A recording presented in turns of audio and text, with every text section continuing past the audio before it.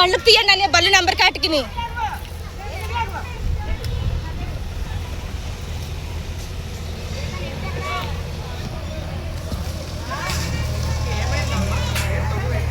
మా సమాధులు అండి కూల్ చేస్తున్నారు అన్యాయంగా వచ్చి.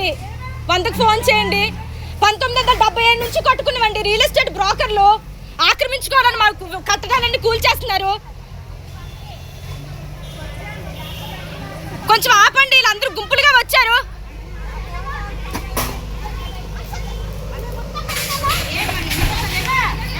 ఆపండి అని